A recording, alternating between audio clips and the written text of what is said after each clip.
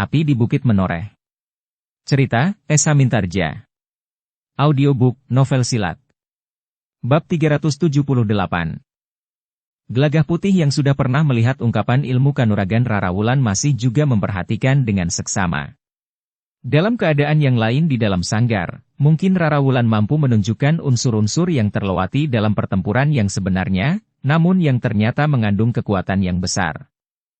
Beberapa lama Gelagah Putih masih memperhatikan Rara Wulan yang berusaha mengungkapkan ilmunya sejauh dapat dilakukan. Namun kemudian Sekar Mirah tidak hanya sekedar ingin melihat bekal yang ada di dalam diri gadis itu, tetapi juga kemampuannya menanggapi kemungkinan-kemungkinan yang timbul di dalam satu pertempuran. Karena itu, maka Sekar Mirah itu pun kemudian berkata, "Hati-hati. Aku akan memasuki latihan, Rara." Rara Wulan bergeser surut ketika Sekar Mirah meloncat memasuki lingkaran latihannya. Dengan serta-merta, Sekar Mirah telah melontarkan serangan-serangan beruntun, meskipun Sekar Mirah harus memperhitungkan segala kemungkinan yang dapat terjadi. Dengan demikian bentuk latihan itu pun telah berubah. Rara Wulan tidak sekedar mengungkapkan unsur-unsur gerak yang dikuasainya, tetapi Rara Wulan juga harus memperhatikan lawannya berlatih. Beberapa saat lamanya keduanya berlatih. Namun Rara Wulan harus memeras tenaga dan kemampuannya untuk mengimbangi serangan-serangan Sekar Mirah. Tetapi hal itu tidak terlalu lama berlangsung. Sekar Mirah segera mengetahui bahwa bekal kanuragan Rara Wulan masih terlalu sedikit. Meskipun untuk menghadapi kelompok-kelompok anak-anak nakal yang hanya mengandalkan keberanian dan kekuatan kelompok-kelompok mereka, bekal Rara Wulan terhitung cukup memadai. Namun jika ia bertemu dengan seorang yang terlatih meskipun baru pada tataran yang pertama, maka Rara Wulan harus memeras segenap kemampuannya. Agung Sedayu dan Gelagah Putih juga melihat hal itu. Apalagi Gelagah Putih yang sudah sering melihat Rara Wulan benar-benar bertempur. Beberapa saat kemudian, Sekar Mirah telah menganggap cukup. Apalagi Rara Wulan telah benar-benar memeras keringatnya, sehingga tenaganya sudah menjadi semakin susut. Karena itu maka Sekar Mirah pun telah meloncat surut sambil berkata, "Sudah cukup Rara." Rara Wulan memang sudah menjadi sangat lelah. Nafasnya menjadi terengah-engah. Pakaiannya basah, seakan-akan Rara Wulan telah berendam di dalam air dengan seluruh pakaian yang dipakainya itu. Demikian Sekar Mirah meloncat surut, maka Rara Wulan pun telah berdiri dengan letihnya di tengah-tengah sanggar itu. "Kita mengatur pernafasan kita," berkata Sekar Mirah. Rara Wulan mengangguk. Kakeknya juga pernah mengajarinya. Namun Sekar Mirah minta Rara Wulan menirukannya. Rara Wulan yang berdiri berhadapan dengan Sekar Mirah telah menirukan apa yang dilakukan oleh Sekar Mirah. Mengangkat kedua belah tangannya, merentang dan kemudian diangkat lebih tinggi lagi. Ketika kedua tangan itu menurun, maka Sekar Mirah telah membuat beberapa gerakan kecil dengan pergelangan tangannya yang terbuka. Kemudian mengatupkan kedua telapak tangan tepat di depan wajahnya dan menurun perlahan-lahan. Kedua telapak tangan yang terkatup itu berhenti di depan dadanya. Satu tarikan nafas panjang seakan-akan telah mengendapkan segala kelelahan. Sekar Mirah pun kemudian melangkah mendekat sambil menepuk bahu Rara Wulan sambil berkata, "Rara telah berusaha dengan sungguh-sungguh." Namun Rara Wulan masih juga terengah-engah, meskipun dadanya sudah terasa sedikit lapang. "Hanya itu yang dapat aku lakukan," desahnya. "Sebagai bekal, itu sudah memadai," berkata Sekar Mirah. Lalu katanya, "Namun Rara harus bekerja keras. Tidak hanya dalam waktu sepekan. Tetapi untuk selanjutnya." Rara Wulan mengangguk-angguk kecil. Sedangkan Sekar Mirah berkata selanjutnya, "Gelagah Putih akan dapat membantu Rara jika kelak Rara kembali ke Mataram." Rara Wulan masih saja mengangguk-angguk. "Nah," berkata Agung Sedayu kemudian, "aku sudah melihat landasan kemampuan Rara. Nanti sore, setelah aku kembali dari barak, aku akan memberikan beberapa tanggapan. Sekarang aku akan bersiap-siap untuk pergi ke barak. Aku sekarang terikat dengan waktu. Meskipun tidak ada tugas-tugas yang penting dan mendesak, aku harus berada di barak." Rara Wulan mengangguk. Katanya, "Silahkan, Kakang. Biarlah Mokayumu Sekar Mirah mengawanimu di sanggar," berkata Agung Sedayu kemudian. "Tetapi sebaiknya kita beristirahat dahulu," berkata Sekar Mirah kemudian. Keempat orang itu pun kemudian telah keluar dari sanggar. Namun Rara Wulan masih tetap berada di halaman belakang bersama Gelagah Putih. Rara Wulan yang pakaiannya masih basah kuyup tidak berganti pakaian. Ia masih saja melakukan gerakan-gerakan kecil di kebun belakang. Sementara itu, Sekar Mirah telah menyediakan makan pagi buat Agung Sedayu sebelum ia berangkat ke barak. Ketika Sekar Mirah telah selesai, dan Agung Sedayu siap untuk berangkat ke barak, maka Agung Sedayu pun telah berpesan kepada Gelagah Putih, agar sebelum tengah hari ia sudah menyusulnya ke barak. Demikian Agung Sedayu berangkat, maka Sekar Mirah telah berada di halaman belakang rumahnya. Tetapi ia tidak segera membawa Rara Wulan kembali masuk ke dalam barak. Tetapi di halaman, di tempat yang tidak sepanas di dalam barak, Sekar Mirah sempat memberikan beberapa tanggapannya atas unsur-unsur gerak yang telah dikuasai oleh Rara Wulan. Lihat Rara, berkata Sekar Mirah memberikan beberapa contoh unsur gerak yang telah dilakukan oleh Rara Wulan. Yang salah bukan unsur geraknya. Tetapi Rara dapat melakukannya dengan lebih baik. Sekar Mirah pun kemudian telah menunjukkan kelemahan-kelemahan yang telah dilakukan oleh Rara Wulan pada unsur-unsur geraknya, dan menunjukkan kemungkinan yang lebih baik serta alasan-alasannya. Letak anggota badan, arah gerak dan pemusatan kekuatan harus mendapat perhatian. Jika Rara telah membiasakannya, maka semuanya akan berjalan dengan sendirinya sesuai dengan kemauan Rara, serta akan muncul pada gerak-gerak naluriah yang seakan-akan di luar kesengajaan, berkata Sekar Mirah. Sedangkan yang dimaksud dengan membiasakan itu adalah latihan-latihan yang tekun. Rara Wulan mengangguk-angguk. Ternyata ia memang seorang gadis yang cerdas, yang memiliki dasar bekal kemampuan menyerap ilmu kanuragan. Karena itu, maka ia pun segera mengerti apa yang dimaksud oleh Sekar Mirah. Karena itu, ketika ia perlahan-lahan mengulanginya, maka Sekar Mirah telah melihat beberapa perbaikan sikap. Lakukan lebih cepat, berkata Sekar Mirah. Rara Wulan pun kemudian telah melakukannya lebih cepat. Ternyata bahwa Rara Wulan memang memahami maksud Sekar Mirah. Bagus, berkata Sekar Mirah. Hari ini kita akan memahami sifat dan watak dari unsur-unsur gerak yang sudah kita lihat kelemahan-kelemahannya itu. Jika kita mampu memecahkan hambatan-hambatan yang ada pada unsur gerak itu, baik karena kelemahan dari unsur itu sendiri atau karena keterbatasan kita, maka kita akan meningkat selapis. Tentu saja selapis tipis. Tetapi itu lebih baik daripada tidak sama sekali. Rara Wulan mengerutkan dahinya. Tetapi ia pun kemudian mengangguk-angguk. Yang mengatakan hal itu adalah seorang yang memiliki ilmu cukup tinggi. Untuk beberapa lama Rara Wulan masih mengulangi unsur-unsur gerak itu di luar sanggar. Namun kemudian Sekar Mirah pun berkata, kita akan masuk kembali ke dalam sanggar. Kita akan berlatih lebih bersungguh-sungguh sampai matahari sepenggalah. Sementara itu, biarlah Gelagah Putih bersiap-siap untuk pergi ke barak.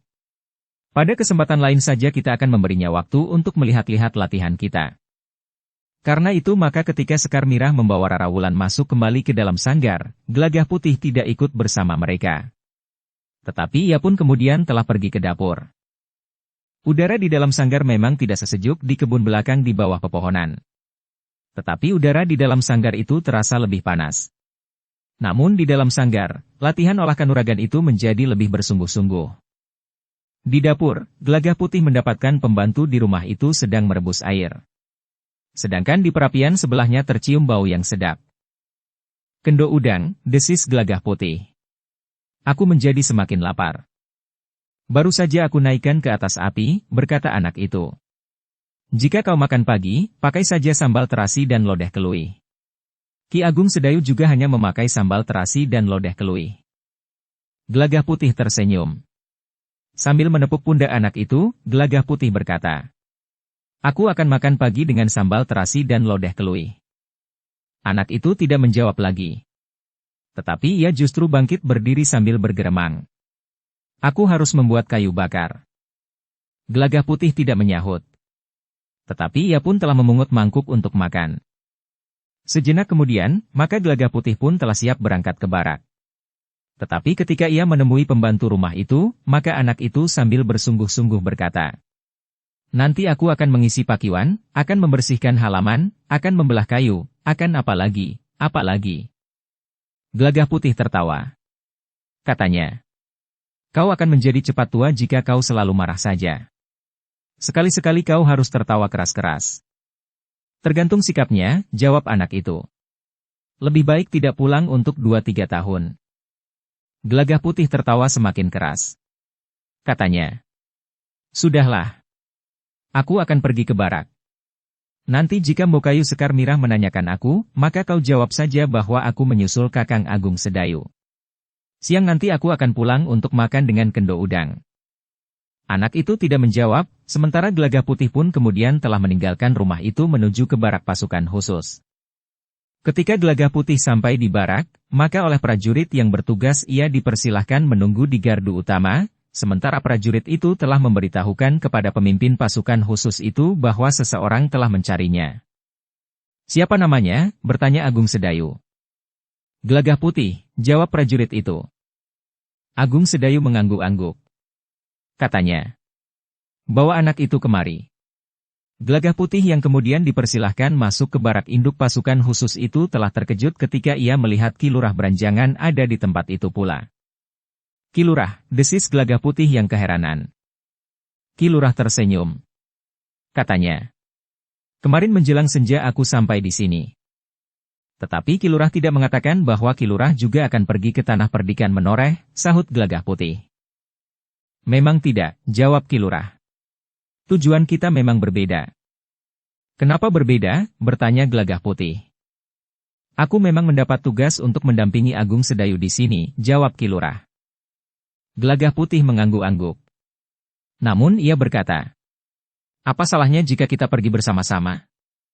Sekali-sekali aku ingin menempuh perjalanan seorang diri, jawab Ki Lurah. Gelagah Putih menarik nafas dalam-dalam, sementara Agung Sedayu sambil tersenyum berdesis. Ki Lurah ingin tahu, apakah kau benar-benar bertanggung jawab jika kau diserahi melindungi seorang gadis remaja? Gelagah Putih mengerutkan keningnya. Tetapi pengalamannya telah membuatnya bertambah dewasa, sehingga ia tidak lagi menyembunyikan wajahnya. Tetapi ia justru menjawab. Seandainya aku tidak bertanggung jawab, kedatangan Ki Lurah Branjangan sudah terlambat. Ki Lurah datang kemarin, desis Agung Sedayu. Jika aku tidak bertanggung jawab, segalanya dapat terjadi di mana saja. Orang-orang yang berniat buruk itu seakan-akan telah menunggu, di setiap sudut tanah ini, jawab Gelagah Putih.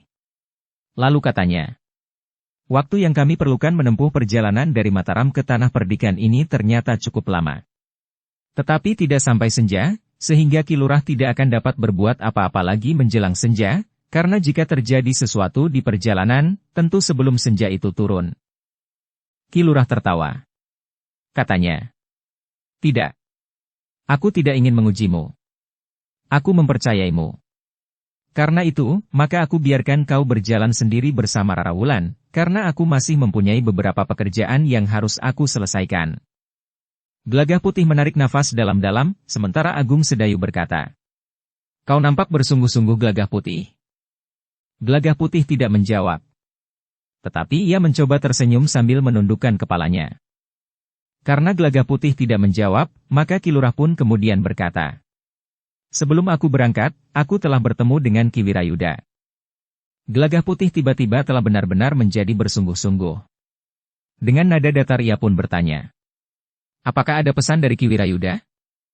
Secara khusus tidak, jawab Ki Lurah. Bahkan para prajurit Sandi masih belum mendapatkan keterangan baru, selain keterangan terakhir bahwa kelompok yang mengaku bernama Gajah Liung itu berasal dari Pegunungan Kendeng. Aku juga sudah mendengar, desis Gelagah Putih. Mudah-mudahan Ki Wirayuda segera mendapatkan keterangan yang lebih lengkap. Orang-orang yang tertangkap dari bukit kecil di sebelah hutan itu sulit untuk disadap keterangannya, berkata Ki Lurah kemudian. Tetapi para petugas Sandi berusaha untuk menangkap celah-celah keterangan mereka yang dapat dipergunakan untuk menelusuri keterangan lebih jauh lagi. Satu hal yang perlu kau ketahui, bahwa tingkat kenakalan anak-anak muda itu menjadi semakin meningkat. Bukan semata-mata kenakalan anak-anak muda, Ki Lurah. Persoalannya memang diawali dari kenakalan anak-anak muda. Tetapi yang sangat meresahkan Mataram justru kelompok yang memanfaatkan keadaan. Kelompok Macan Putih tidak dapat disamakan dengan kelompok pendatang yang menyebut kelompoknya dengan nama Gajah Liung itu. Landasan bergerak mereka berbeda, meskipun wujudnya menjadi hampir sama, berkata Gelagah Putih. Kau benar Gelagah Putih, sahut Ki Lurah Branjangan. Persoalan yang timbul karena sikap dan tingkah laku anak-anak Macan Putih memang harus mendapat penanganan yang berbeda dengan kelompok Gajah Liung yang datang dari Gunung Kendeng itu. Gelagah Putih mengangguk-angguk. katanya. Apalagi bahwa kelompok itu dengan sengaja telah menyebut diri mereka kelompok Gajah Liung pula. Tetapi bukankah Ki Wirayuda berharap agar kalian dalam waktu sepekan tidak melakukan kegiatan apa-apa, untuk memberi kesempatan kepada para petugas sandi untuk mengetahui lebih banyak tentang kelompok Gajah Liung itu, desis Ki Lurah Beranjangan. Gelagah Putih termangu-mangu. Tetapi ia pun kemudian berdesis. Seandainya kami mendapat kesempatan membantu para petugas sandi. Itu tidak mungkin, karena para petugas sandi tidak mengenal kalian, berkata Ki Lurah. Apalagi jika para petugas sandi mengenal kalian sebagai anggota kelompok Gajah Liung, maka persoalannya akan berkisar. Sudahlah. Agung Sedayulah yang memotong pembicaraan itu. Aku akan memanggil beberapa orang pembantuku di sini. Aku ingin memperkenalkan Gelagah Putih kepada mereka. Baiklah, sahut Ki Lurah Beranjangan. Mungkin Gelagah Putih akan sering berhubungan dengan mereka. Mudah-mudahan mereka tidak berhubungan dengan para petugas sandi di Mataram, desis Gelagah Putih. Agung Sedayu tersenyum. Katanya. Tidak. Mereka tidak akan berhubungan dengan para petugas sandi, khususnya terkait dengan persoalan yang sedang kau hadapi. Gelagah Putih mengangguk-angguk. Meskipun agak ragu ia pun menyahut. Baiklah. Mudah-mudahan tidak akan mengganggu permainanku di Mataram. Tidak. Tentu tidak, jawab Agung Sedayu, yang kemudian telah memanggil beberapa orang pembantunya. Pada umumnya mereka masih muda, meskipun tidak semuda Gelagah Putih. Mereka orang-orang baru, desis Ki Lurah. Maksudku baru pada jabatannya. Tetapi pada umumnya mereka sudah beberapa lama berada di barak ini. Ketika para pemimpin pasukan khusus Mataram di Tanah Perdikan itu berdatangan, maka Gelagah Putih dan Ki Lurah Beranjangan telah bergeser untuk memberi tempat kepada mereka. Semuanya 5 orang. Dan ternyata 2 di antara mereka adalah orang dari Tanah Perdikan Menoreh itu. Keduanya telah memasuki dunia keprajuritan sejak pasukan khusus ini dibentuk, berkata Ki Lurah Beranjangan. Ketika itu, aku mengambil anak-anak muda dari beberapa daerah. Antara lain dari Tanah Perdikan Menoreh ini dan dari Pegunungan Kidul, selain dari Mataram sendiri. Gelagah Putih mengangguk-angguk. Ia belum sempat hadir di Tanah Perdikan itu ketika pasukan khusus itu dibentuk. Nah, berkata Agung Sedayu. Kau harus mengenal para pembantuku. Pasukan khusus ini dengan pasukan pengawal Tanah Perdikan Menoreh harus dapat bekerja sama dengan baik. Prastawa telah mengenal para pemimpin dari pasukan khusus ini. Gelagah Putih mengangguk dalam-dalam. Katanya, aku berterima kasih mendapat kesempatan untuk berkenalan dengan para pemimpin dari pasukan khusus ini, yang sebagian memang sudah aku kenal meskipun belum terlalu dekat. Kau akan berperan dalam pasukan pengawal Tanah Perdikan Menoreh, berkata Agung Sedayu.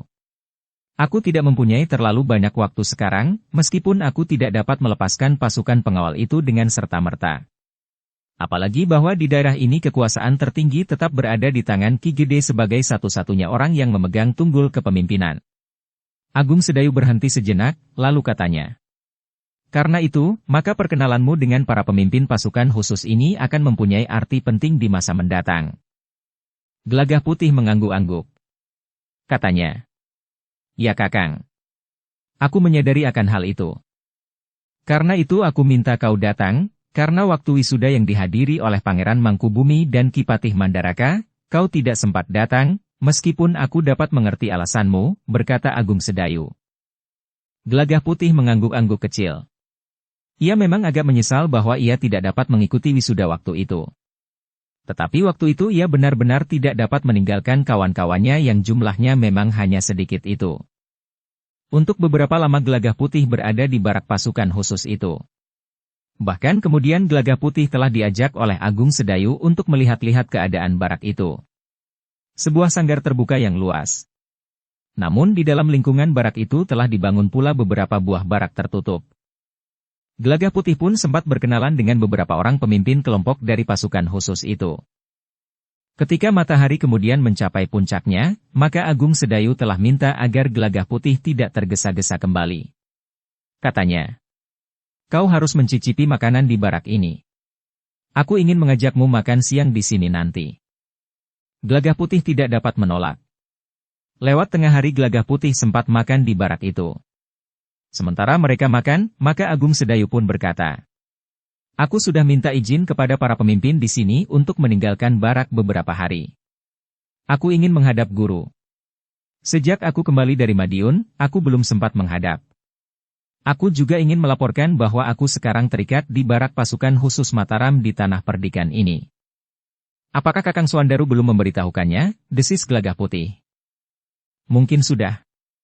Tetapi akan lebih mantap jika aku sendiri datang menemui guru dan memberitahukan kemurahan hati Panembahan Senapati itu, langsung kepada guru, jawab Agung Sedayu. Gelagah Putih mengangguk-angguk. Sementara Agung Sedayu berkata, itu pula lah sebabnya, kenapa Ki Lurah aku minta untuk berada di sini. Selain tugasnya untuk mendampingi aku, maka dalam 2-3 hari ini, Ki Lurah akan menjalankan tugasku di sini. Gelagah Putih mengangguk-angguk. Namun ia pun bertanya, kapan Kakang akan berangkat ke Jati Anom? Kapan kau kembali ke Mataram? Justru Agung Sedayulah yang bertanya. Dalam sepekan ini, jawab Gelagah Putih. Agung Sedayu mengangguk-angguk. Katanya, kita akan bersama-sama. Wajah Gelagah Putih menjadi cerah. Meskipun ia sudah tumbuh dewasa dan memiliki ilmu yang tinggi, namun menempuh perjalanan bersama Agung Sedayu akan dapat memberikan kegembiraan kepadanya. Karena perjalanan itu masih beberapa hari lagi, maka mereka tidak membicarakannya lagi. Sementara itu, Gelagah Putih pun telah merasa cukup lama berada di barak, sehingga ia pun kemudian telah minta diri untuk kembali pulang. Baiklah, berkata Agung Sedayu. Kau harus sering datang ke barak ini. Bukan karena kau adikku, tetapi karena kau salah seorang pemimpin pasukan pengawal di Tanah Perdikan ini. Datanglah bersama-sama dengan Prastawa. Sekali-sekali aku juga minta Ki Gede untuk mengunjungi barak ini. Gelagah Putih mengangguk-angguk. Katanya, baik Kakang. Aku akan sering datang kemari. Demikianlah, Gelagah Putih pun telah minta diri pula kepada Ki Lurah dan para pemimpin pasukan khusus, untuk meninggalkan barak itu. Sementara itu Ki Lurah berpesan agar Gelagah Putih memberitahukan kepada Rara Wulan, bahwa Ki Lurah berada di barak pasukan khusus. Sejenak kemudian maka Gelagah Putih telah berada di perjalanan kembali ke Padukuhan Induk. Tetapi ia sempat berhenti di beberapa tempat untuk berbicara dengan anak-anak muda di Tanah Perdikan itu. Pada umumnya anak-anak muda di Tanah Perdikan itu merasa bersyukur bahwa Agung Sedayu sempat menjadi seorang prajurit. Dengan kedudukannya, maka Agung Sedayu tentu akan dapat berbuat lebih banyak bagi Tanah Perdikan. Ia akan dapat membantu memberikan kesempatan kepada anak-anak muda Tanah Perdikan untuk mengabdikan diri dalam lingkungan keprajuritan. Gelagah Putih tersenyum sambil berkata, mungkin saja. Tetapi Kakang Agung Sedayu tentu tidak dapat meninggalkan Paugeran untuk menerima seorang prajurit di dalam lingkungannya. Anak muda itu mengangguk-angguk. Katanya kemudian, tentu saja. Tetapi setidak-tidaknya kita akan mendapatkan kesempatan pertama. Jika ada 2 orang memenuhi syarat, sedangkan seorang dari Tanah Perdikan ini, maka kita dapat berharap bahwa Agung Sedayu akan memilih dari antara kita. Ya, tentu, jawab Gelagah Putih. Apakah kau juga akan menjadi seorang prajurit? Bertanya seorang anak muda. Gelagah Putih termangu-mangu sejenak. Namun kemudian ia pun menjawab, aku belum tahu. Demikianlah, berbagai macam pertanyaan telah dilontarkan kepadanya sepanjang perjalanannya menuju ke Padukuhan Induk. Ketika ia sampai di rumahnya, maka ia melihat Rara Wulan yang masih letih sedang berjalan-jalan di kebun belakang. Ia masih mengenakan pakaian yang dipergunakan untuk berlatih di sanggar. Apakah kau baru saja selesai? Bertanya Gelagah Putih. Ya, jawab Rara Wulan. Di mana Mbokayu Sekar Mirah? Bertanya Gelagah Putih kemudian. Baru berbenah diri. Aku sedang mengeringkan keringatku, jawab Rara Wulan. Gelagah Putih mengangguk-angguk. Tetapi ia pun kemudian duduk pula di atas sebuah dingklik bambu di kebun belakang sambil bertanya. Apakah kau mencapai kemajuan hari ini? Aku baru mengulang unsur gerak yang aku pahami, jawab Rara Wulan. Gelagah Putih mengangguk-angguk. Nampaknya Rara Wulan akan dituntun untuk berangkat justru dari unsur gerak yang paling dikuasai dan yang paling berarti baginya. Tetapi Gelagah Putih tidak mengatakannya. Segala sesuatunya terserah kepada Sekar Mirah. Namun sejenak kemudian, maka Sekar Mirah pun telah memanggil Rara Wulan. Katanya, mandilah. Kita akan beristirahat. Nanti menjelang senja kita akan mulai lagi. Rara Wulan pun kemudian telah menyiapkan pakaiannya dan langsung pergi ke Pakiwan. Dalam pada itu, selagi Rara Wulan mandi, maka Sekar Mirah telah memanggil Gelagah Putih. Nampaknya ada sesuatu yang penting yang ingin disampaikan kepadanya oleh Sekar Mirah. Ketika keduanya sudah duduk di ruang dalam, maka Sekar Mirah pun berkata, "Aku mendapat pesan dari Ki Jayaraga." "Di mana guru sekarang?" bertanya Gelagah Putih. "Itulah yang ingin aku katakan," jawab Sekar Mirah. Gelagah Putih termangu-mangu. Sementara Sekar Mirah berkata lebih lanjut, "Ki Jayaraga telah pergi ke Gunung Kendeng." "Ke Gunung Kendeng?" Gelagah Putih terkejut. "Guru akan menempuh perjalanan sejauh itu?" Ki Jayaraga telah membawa seekor kuda. Perjalanannya tidak akan terlalu lama. Dalam 3-4 hari ini Ki Jayaraga tentu sudah kembali. Sebelum kau kembali ke Mataram, Ki Jayaraga ingin menemui orang yang pernah dikenalnya di Pegunungan Kendeng. Tentu saja dalam hubungannya dengan beberapa orang yang berada di Mataram dan diduga berasal dari Pegunungan Kendeng. Tentu orang-orang yang berada di Mataram itu sendirilah yang mengaku berasal dari Pegunungan Kendeng itu, jawab Sekar Mirah. Gelagah Putih menjadi berdebar-debar. Segalanya masih belum jelas. Dan gurunya telah pergi ke Pegunungan Kendeng. Namun Sekar Mirah seakan-akan dapat membaca perasaannya. Karena itu maka katanya, Ki Jagabaya menyadari bahwa orang-orang Mataram masih belum yakin akan kebenaran pengakuan itu. Tetapi kepergian Ki Jayaraga itu benar-benar atas keinginannya sendiri, terpisah dari penyelidikan yang sedang dilakukan oleh para prajurit Sandi. Ki Jayaraga ingin meyakinkan apakah benar ada orang-orang dari Pegunungan Kendeng yang dengan sengaja ingin membuat keributan di Mataram. "Apakah ada hubungan antara guru dengan Pegunungan Kendeng?" bertanya Gelagah Putih. Pertanyaan itu ternyata telah membuat Sekar Mirah termangu-mangu. Namun akhirnya ia menjawab sambil menggeleng. "Aku tidak tahu Gelagah Putih. Tetapi menurut pesannya, Ki Jayaraga akan menemui orang yang pernah dikenalnya, yang tinggal di daerah Pegunungan Kendeng." Gelagah Putih menarik nafas dalam-dalam. Tetapi ia tidak bertanya lebih lanjut. Sementara itu maka Rara Wulan pun telah selesai berbenah diri, sehingga sejenak kemudian maka Rara Wulan pun telah ikut pula duduk di ruang dalam. Tetapi Sekar Mirah tidak lagi berbicara tentang Ki Jayaraga yang pergi ke Pegunungan Kendeng. Tetapi Gelagah Putihlah yang kemudian berkata, "Rara, ternyata Ki Lurah berada di barak pasukan khusus." "Kakek?" bertanya Rara Wulan. "Ya," jawab Gelagah Putih. "Kapan kakek berada di barak itu?" bertanya Rara Wulan. "Sejak kemarin menjelang senja," jawab Gelagah Putih. "Kemarin?" ulang Rara Wulan. "Ya, kemarin," jawab Gelagah Putih. Rara Wulan termangu-mangu. Seperti Gelagah Putih, ia merasa heran bahwa Ki Lurah Beranjangan tidak mengatakan kepadanya bahwa ia pun akan pergi ke Tanah Perdikan. Dengan nada tinggi Rara Wulan itu bertanya, "Kenapa kakek tidak pergi bersama-sama dengan kita?" "Aku tidak tahu," jawab Gelagah Putih. "Ketika aku tanyakan hal itu kepada Ki Lurah, maka Ki Lurah hanya menjawab bahwa Ki Lurah sekali-sekali ingin pergi sendiri." "Tentu kakek mempunyai maksud tertentu," desis Rara Wulan. Tetapi Sekar Mirah tersenyum sambil berkata, "Ki Lurah nampaknya memang ingin menempuh perjalanan tanpa terganggu." Rara Wulan mengerutkan dahinya. Senyum Sekar Mirah nampaknya dengan sengaja ingin menggelitik perasaannya. Namun Sekar Mirah kemudian bertanya, "Apakah Rara akan menemui Ki Lurah Beranjangan?" "Tidak," jawab Rara Wulan.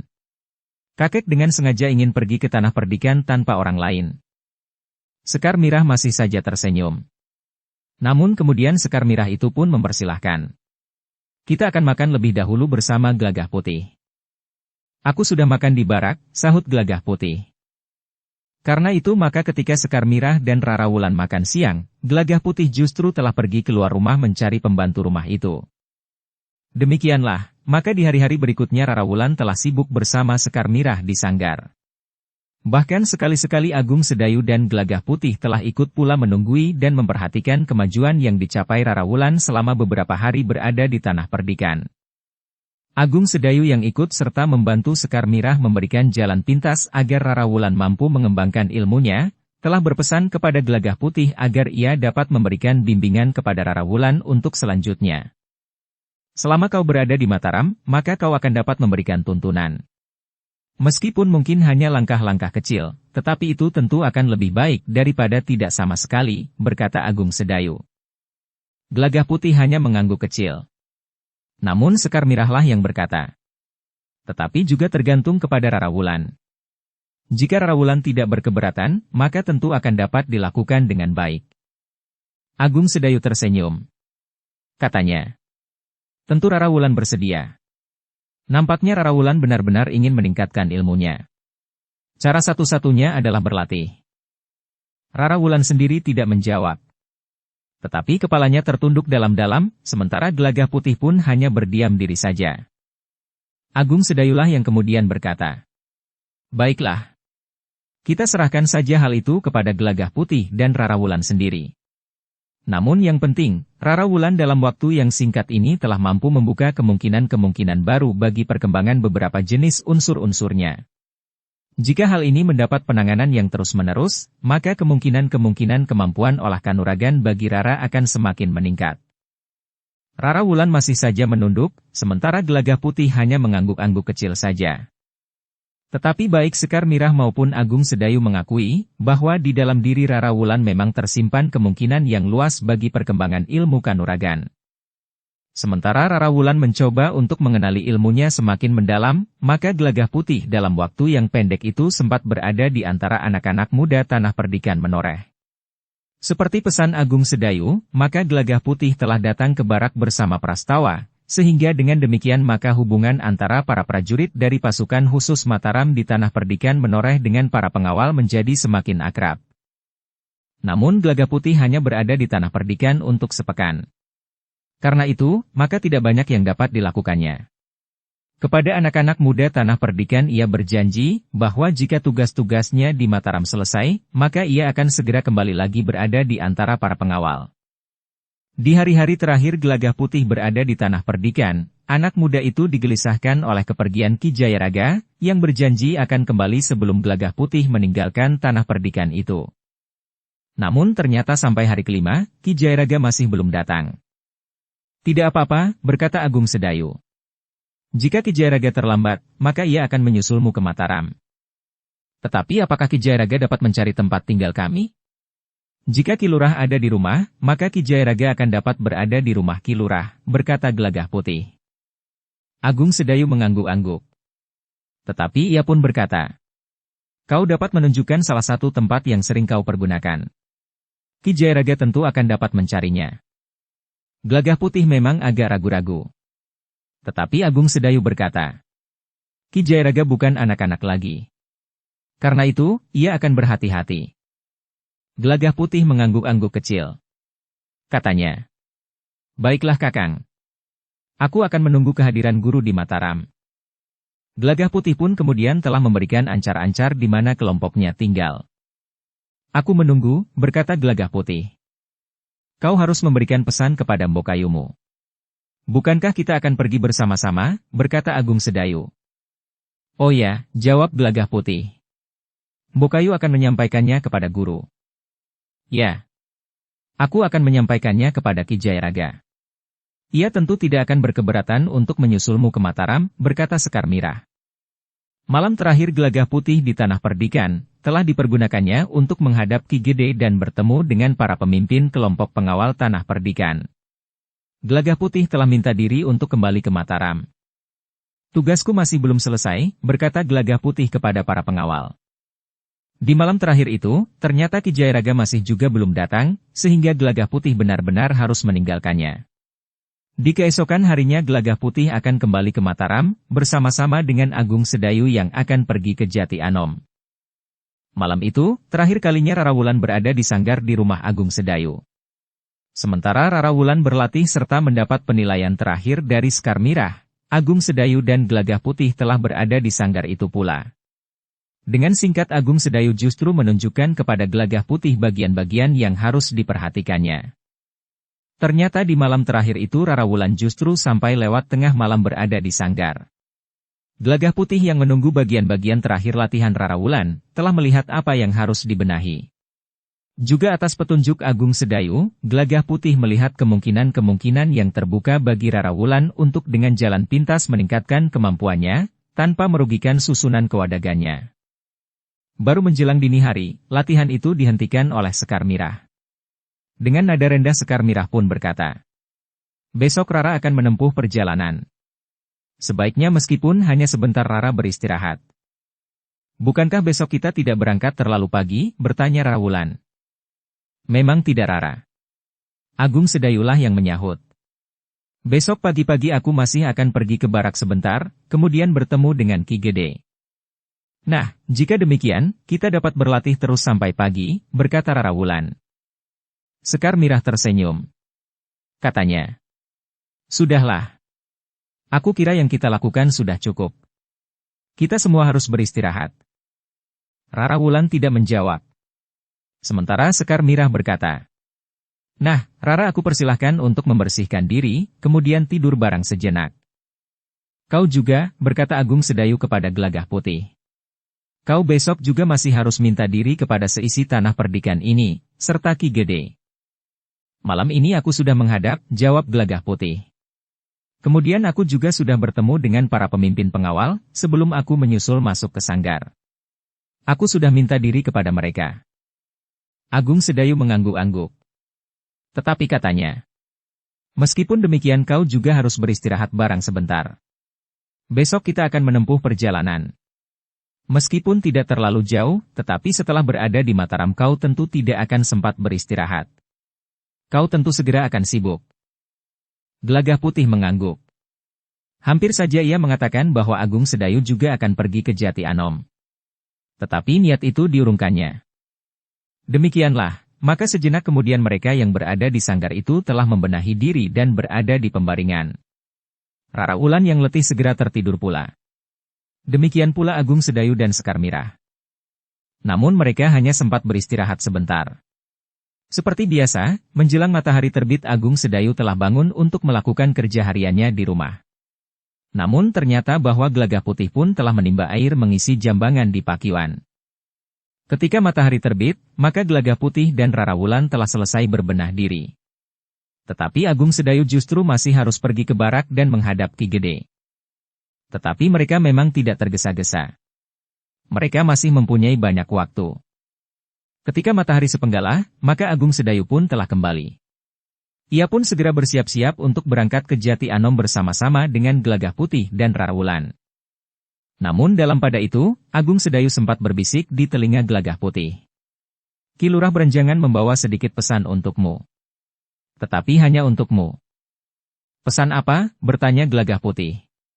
"Ki Lurah tidak mengatakan apa-apa kepadaku." "Pesan itu disampaikan lewat aku," desis Agung Sedayu. "Pesan apa?" bertanya Gelagah Putih mendesak. "Orang tua Rara Wulan ternyata mempunyai sikap lain terhadap anak gadisnya," berkata Agung Sedayu. "Bahkan mereka telah menuntut agar Ki Lurah tidak terlalu memanjakan Rara Wulan." "Apakah Ki Lurah terlalu memanjakan gadis itu?" bertanya Gelagah Putih. "Ternyata kesan yang ada pada orang tuanya adalah demikian," jawab Agung Sedayu. Lalu katanya pula, "Sementara itu Ki Lurah Berenjangan, sebagaimana sifat dan kebijaksanaannya, sama sekali tidak menyangkal bahwa ia telah memanjakan cucu perempuannya. Bahkan Ki Lurah telah mengatakan kepada orang tua Rara Wulan bahwa gadis itu akan dibawanya ke tanah perdikan." Kepada orang tua Rara Wulan, Ki Lurah berkata, "Meskipun aku bukan prajurit lagi, tetapi aku masih mendapat kepercayaan untuk mendampingi pimpinan pasukan khusus Mataram di tanah perdikan." "Apakah orang tuanya kemudian hanya berdiam diri saja atas sikap Ki Lurah?" bertanya Gelagah Putih. "Untuk sementara mereka tidak berbuat apa-apa. Tetapi orang tua Rara Wulan telah mengatakan bahwa Rara Wulan sudah menginjak dewasa. Orang tuanya mulai memikirkan hari depan gadis itu. Sebagai anak seorang yang dihormati, maka kedua orang tuanya berharap bahwa Rara Wulan pun akan mendapatkan seorang suami yang dihormati pula." Wajah Gelagah Putih tiba-tiba menjadi tegang. Agung Sedayu sempat melihat sekilas. Tetapi Agung Sedayu tidak menunjukkan tanggapannya. Bahkan Agung Sedayu seakan-akan tidak menghiraukan sikap Gelagah Putih itu. Namun sebenarnya sikap Gelagah Putih itu memberikan kesan tersendiri kepada Agung Sedayu. Tetapi Agung Sedayu tidak berbicara lagi. Ia pun segera minta agar Gelagah Putih bersiap untuk berangkat. Demikian pula Rara Wulan yang masih membenahi dirinya di dalam biliknya. Demikianlah, maka ketiga orang itu pun kemudian telah bersiap di pendapa. Kuda-kuda mereka pun telah siap pula. Sementara Sekar Mirah mengantar mereka sampai ke tangga pendapa. Bokayu akan tinggal di rumah seorang diri, desis Rara Wulan. Tidak, jawab Sekar Mirah sambil tersenyum. Aku masih mempunyai seorang kawan. Rara Wulan pun kemudian mengikuti pandangan mata Sekar Mirah. Ternyata pembantu di rumah itu berdiri termangu-mangu di dekat regol halaman. Rara Wulan mengangguk-angguk. Namun Sekar Mirah pun berkata pula. Kakang Agung Sedayu akan segera pulang. Tidak lebih dari 3 hari. Bahkan mungkin hari ini Ki Jayaraga sudah kembali, karena ia tahu bahwa hari ini kalian kembali ke Mataram. Rara Wulan mengangguk. Sekali lagi ia minta diri. Kemudian bertiga mereka pun telah meninggalkan halaman rumah Agung Sedayu. Gelagah Putih masih sempat minta diri kepada pembantu rumahnya sambil berkata, "Peliridanmu menjadi semakin baik." Anak itu mengangguk. Tetapi ia tidak menjawab. Sejenak kemudian mereka bertiga telah berpacu di jalan-jalan bulak tanah perdikan. Tidak begitu cepat. Namun kuda-kuda mereka adalah kuda-kuda yang tegar, terutama kuda Gelagah Putih. Sementara itu Agung Sedayu masih sempat bertanya kepada Rara Wulan. Apakah Rara tidak singgah sebentar untuk bertemu dengan kakek Rara? Tidak. Kakek dengan sengaja membiarkan aku menempuh perjalanan sendiri, jawab Rara Wulan. Tetapi ia pun bertanya. Tetapi kapan kakek pulang? Seharusnya Ki Lurah berada di barak itu untuk beberapa bulan. Tetapi Ki Lurah seperti biasanya tentu akan hilir mudik ke Mataram, jawab Agung Sedayu. Biar kakek mencari aku. Tetapi aku tidak akan pulang ke rumah, berkata Rara Wulan.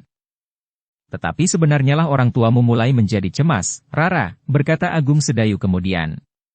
Apalagi Rara menjadi semakin dewasa. Jika aku dewasa kenapa? Bertanya Rara Wulan. Rara tahu, kemana perginya seorang gadis yang telah dewasa? Bertanya Agung Sedayu. Tetapi di luar dugaan Agung Sedayu, Rara Wulan menjawab sebagaimana jawaban seorang gadis yang benar-benar telah dewasa. Kawin. Bukankah maksud kakang demikian? Ya Rara. Nampaknya orang tua Rara juga berpikir demikian, jawab Agung Sedayu. Bukankah itu terserah kepadaku sendiri, bertanya Rara Wulan. Tetapi Rara seorang gadis. Bukan seorang laki-laki. Bahkan seorang laki-laki pun kadang-kadang tidak dapat menentukan pilihannya sendiri, berkata Agung Sedayu pula. Kakang ingin mengatakan bahwa seorang gadis tidak mempunyai wewenang untuk memilih. Bukan begitu? Aku sadar kakang. Dunia seorang gadis memang seperti dunia pertamanan di halaman. Jika ada orang yang tertarik memandangnya, maka ia akan masuk dan melihat-lihat. Jika ia berkenan, maka ia akan memetik sekuntum bunga. Jika bunga itu mulai nampak layu, maka bunga itu akan dicampakkannya, karena ia ingin memilih bunga yang lain. Atau bahkan 2-3 kuntum sekaligus. Dan sebagaimana kakang lihat, seorang gadis tidak wenang untuk menolak jika orang tuanya sudah menerima pinangan seorang laki-laki, berkata Rara Wulan. Lalu katanya, hal seperti itu tentu juga berlaku atasku kakang. Tetapi justru karena itu aku telah memberontak sejak awal. Agung Sedayu menarik nafas dalam-dalam. Ia tidak tahu apakah Rara Wulan tidak akan mengalami benturan dengan kehendak orang tuanya. Agung Sedayu sendiri tidak pernah merasa mendapat tekanan saat ia memilih seorang istri. Demikian pula Sekar Mirah. Tetapi Agung Sedayu tidak dapat ingkar melihat kenyataan yang berlaku. Seorang gadis memang tidak mempunyai wewenang untuk memilih bakal suaminya. Penyimpangan dari kebiasaan itu memang dapat dianggap sebagai satu pemberontakan. Namun agaknya Rara Wulan telah melakukannya dengan sadar. Apalagi agaknya Rara Wulan mempunyai sandaran yang cukup kuat. Kakeknya, Ki Lurah Beranjangan. Agung Sedayu kemudian tidak bertanya lagi. Rara Wulan memang sedang melakukan pemberontakan terhadap keluarganya. Bahkan sedang merajuk pula, karena Ki Lurah tidak memberitahukan kepadanya bahwa Ki Lurah juga akan pergi ke Tanah Perdikan pada hari yang sama. Demikianlah, maka Gelagah Putih justru tidak dapat ikut campur dalam pembicaraan itu. Baru kemudian ketika pembicaraan mereka beralih tentang sawah dan pategalan, maka Gelagah Putih baru dapat ikut berbicara. Hutan di lereng pegunungan itu memang kita pertahankan, berkata Gelagah Putih ketika mereka mulai berbicara tentang hutan. Tetapi jawaban Rara Wulan tidak diduga-duga. Aku sudah tahu. Hutan itu diperlukan untuk menahan air dan tanah, agar tidak terjadi banjir dan tanah longsor. Agar air dapat tertahan dan meresap ke dalam tanah, sehingga tidak terjadi kekeringan di musim kemarau dan banjir di musim hujan. Gelagah Putih menarik nafas dalam-dalam. Tetapi ia pun bukan kanak-kanak lagi. Karena itu, maka katanya, "Habislah sudah bahan pembicaraanku." Rara Wulan justru bersungut-sungut. Tetapi kemudian ia pun tersenyum sambil berkata, "Maaf. Aku sedang marah terhadap keluargaku. Juga kepada kakek.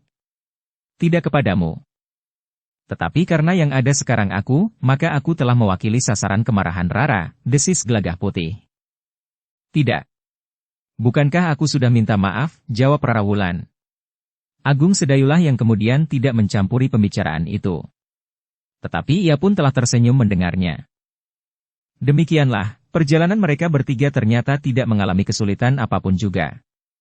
Mereka melintasi Kali Praga di atas rakit yang tidak terlalu banyak penumpangnya. Beberapa orang membawa gula kelapa di dalam bakul yang besar. Sedangkan beberapa orang yang lain mempergunakan keranjang-keranjang yang dipikul. Beberapa saat kemudian, maka mereka bertiga sudah berderap di jalan ramai yang menuju ke Mataram. Seperti ketika mereka berangkat, maka orang-orang yang sekilas melihat Rara Wulan berkuda, menganggap bahwa ia adalah seorang laki-laki yang masih remaja. Ketika mereka bertiga mendekati kota, maka Agung Sedayu telah bertanya, "Kita akan pergi kemana?" Ki Lurah Berenjangan tidak ada di rumahnya. "Kakang akan singgah di mana?" justru Gelagah Putih telah bertanya pula. "Jika perlu aku akan langsung ke Jati Anom." "Waktu masih cukup lapang," berkata Agung Sedayu. "Apakah kakang tidak singgah barang sebentar?" "Jika kakang tidak berkeberatan, kami minta kakang singgah di sarang kami, kelompok Gajah Liwung yang namanya baru dikacaukan itu," bertanya Gelagah Putih pula. Agung Sedayu termangu-mangu sejenak. Namun kemudian ia pun berkata, "Baiklah. Aku akan singgah sebentar. Tetapi apakah Rara juga akan langsung pergi ke tempat itu, atau pulang lebih dahulu?" "Pulang kemana?" "Kakek tidak ada di rumah," jawab Rara Wulan. Agung Sedayu tidak bertanya lebih lanjut. Ia tahu bahwa Rara Wulan yang telah menyatakan pemberontakannya terhadap keluarganya itu, tentu tidak akan bersedia pulang ke rumah orang tuanya. Orang tuanya yang dianggapnya tidak pernah memberikan perhatian yang diperlukannya, sementara pada saat ia menginjak masa dewasanya, orang tuanya telah siap dengan keharusan-keharusan yang akan dijalaninya. Meskipun ia dapat bermanja-manja di masa kanak-kanaknya, namun semakin lama Rara Wulan merasa bahwa ia tidak mendapatkan apa yang dibutuhkannya dari orang tuanya. Sejenak mereka saling berdiam diri. Namun dalam pada itu, maka mereka telah mendekati rumah Suratama dan Naratama. Mereka bertiga telah memutuskan untuk langsung menuju ke rumah itu. Ketika mereka sampai ke halaman, maka Sabung Sari pun telah menyongsong mereka dan mempersilahkannya langsung masuk ke ruang dalam. "Ternyata kau masih saja lebih senang di perjalanan daripada menetap di satu tempat," berkata Sabung Sari kepada Agung Sedayu. Agung Sedayu tersenyum. Katanya, "Aku hanya akan pergi ke Jati Anom barang 2 atau 3 hari. Aku sudah minta izin kepada Ki Gede dan menyerahkan pimpinan barak kepada Ki Lurah dan beberapa orang pemimpin yang lain. Sebaiknya kau berada di sini," berkata Sabung Sari kemudian. Tetapi Agung Sedayu menjawab, "Masa itu telah lewat bagiku. Tetapi dalam hal tertentu, aku juga tidak berkeberatan. Rasa-rasanya menarik juga untuk terlibat. Sayang bahwa aku sekarang dikendalikan oleh kedudukanku di tanah perdikan." Sabung Sari tertawa. Katanya, "Cobalah memesan sebuah topeng. Dengan topeng maka tidak seorang pun yang dapat mengenalimu." Agung Sedayu mengangguk-angguk. Tetapi ia tidak menjawab. Sementara itu, Rara Wulanlah yang telah bertanya, "Apakah sudah ada perkembangan baru selama ini?" Memang agak sendat. Tetapi mereka yang ada di tangan prajurit Sandi mengatakan bahwa mereka memang datang dari Pegunungan Kendeng. Tetapi mereka mengatakan bahwa mereka sama sekali bukan datang dari sebuah perguruan. Mereka berasal dari kelompok-kelompok anak muda yang ada di kaki pegunungan itu. Namun para prajurit Sandi tidak langsung mempercayainya, jawab Sabung Sari. "Lalu apa artinya kelompok kita yang harus menghentikan semua kegiatan selama sepekan?" bertanya Rara Wulan. "Dalam pekan ini para prajurit Sandi telah bertindak lebih keras. Penangkapan-penangkapan telah dilakukan. Bukan hanya kelompok yang masih belum jelas itu, tetapi juga dari kelompok-kelompok yang lain, meskipun sebagian harus dilepaskan lagi, jawab Sabung Sari. Gelagah Putih mengangguk-angguk. Sementara Rara Wulan berdesis. Semakin lama maka kesan tentang nama Gajah Liwung akan semakin buruk. Tetapi Agung Sedayu sempat menyahut. Bagaimanapun juga pesan Ki Wirayuda itu memang dapat dimengerti. Seandainya dalam pekan ini kalian melakukan sesuatu dan secara kebetulan tertangkap, maka akan banyak terungkap kerahasiaan kalian. Yang kemudian terkena apinya adalah para prajurit Sandi sendiri, karena sudah merestui kehadiran kalian di antara kelompok-kelompok yang seharusnya justru harus dilenyapkan, setidak-tidaknya secara perlahan-lahan. Ki Wirayuda akan dituntut untuk mempertanggungjawabkan dukungannya atas lahirnya kelompok Gajah Liwung. Apalagi jika dinilai kelompok Gajah Liwung justru telah melakukan banyak kesalahan. Rara Wulan ternyata dapat mengerti juga keterangan Agung Sedayu, sehingga karena itu maka ia pun telah mengangguk-anggukan kepalanya. Sementara itu, ternyata bahwa Naratama sempat juga menyiapkan minuman untuk menjamu Agung Sedayu. Bahkan juga Gelagah Putih dan Rara Wulan. Biasanya aku yang menyiapkannya, berkata Rara Wulan.